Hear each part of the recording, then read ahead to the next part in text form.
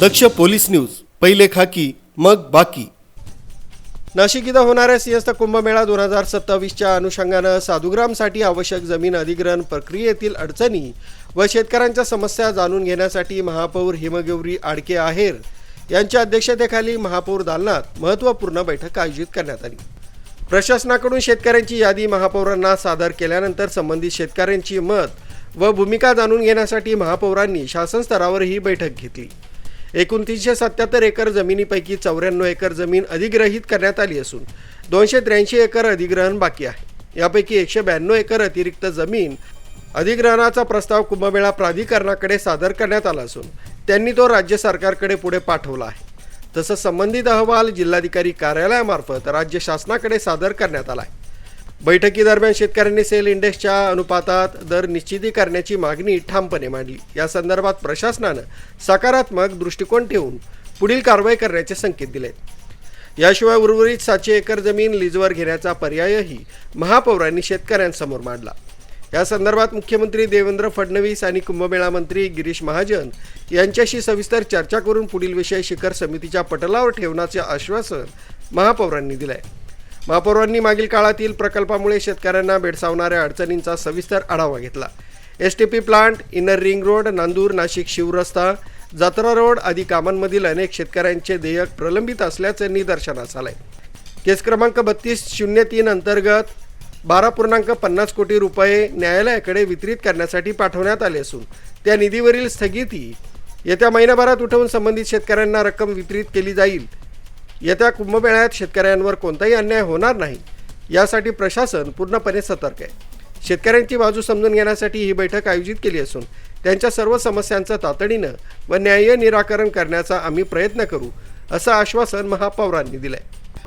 शिखर समिती ही सन्माननीय मुख्यमंत्र्यांची समिती आहे, ज्यामध्ये सगळेच सन्माननीय खाती जी कुंभमेळ्यात काम करणार आहेत, त्याचबरोबर त्यांचे अधिकारी, सन्माननीय आमदार आणि स्थानिक जे काही अधिकारी असतील इन्चार्ज आणि महापौर आणि संत समिती ही देखील त्याचा एक भाग आहे. हे प्रामुख्याने कुंभमेळा करता सन्माननीय मुख्यमंत्र्यांनी स्थापित केली आहे आणि त्यामध्ये जेव्हा भूमिका मांडायची वेळ येते त्यावेळेस आपल्या शेतकऱ्यांचं काय म्हणणं आहे हे जाणून घेण्यासाठी मी आज सगळ्यांसाठी ही चर्चा ठेवली होती. कुंभमेळा आयुक्त आणि विभागीय आयुक्त यांच्याबरोबर बैठकीची मागणी केलेली शेतकऱ्यांनी. नक्कीच पुढे जेव्हा निर्णय येतील शासनाकडनं त्यामध्ये त्यांचे निर्देश कसे असतील. खरं इम्प्लिमेंटेशन अथॉरिटी ही महानगरपालिका आहे.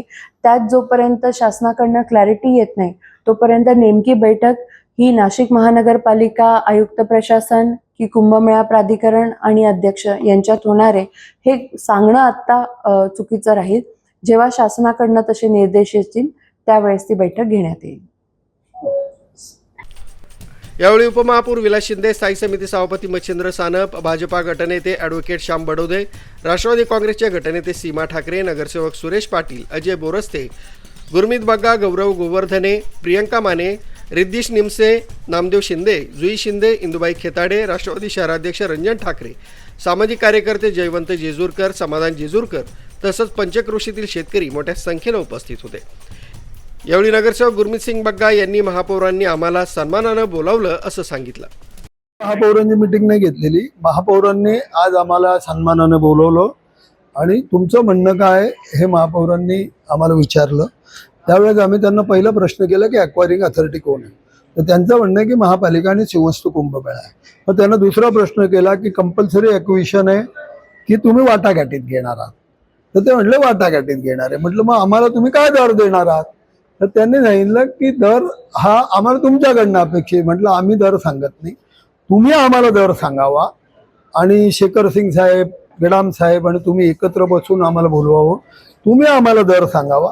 तो दर जर योग्य वाटला तर आमचा शेतकरी तुम्हाला हो म्हटल्याशिवाय राहणार नाही. सिंहस्थ झाला पाहिजे याच्याबद्दल आमचं काही म्हणणं म्हणजे याला विरोध नाही. परंतु 2015 पासून आमच्या जागा 2014 पासून 2005 पासून मुळात त्या तशाच पडलेल्या आहेत. तर तुम्ही आम्हाला दर सांगावा, मग आम्ही त्या दराच्या बाबतीत विचार करून तुम्हाला उत्तर देऊ. त्यांनी ते मान्य केलं. हे आता शेखर सिंग आणि आयुक्तांशी बोलतील मागेडाम साहेबांशी आणि नंतर पुन्हा आम्हाला बोलून आम्हाला दर सांगतील. मग शेतकरी चर्चा करून त्यावर शेतकरी सांगतील. हीच भूमिका आहे.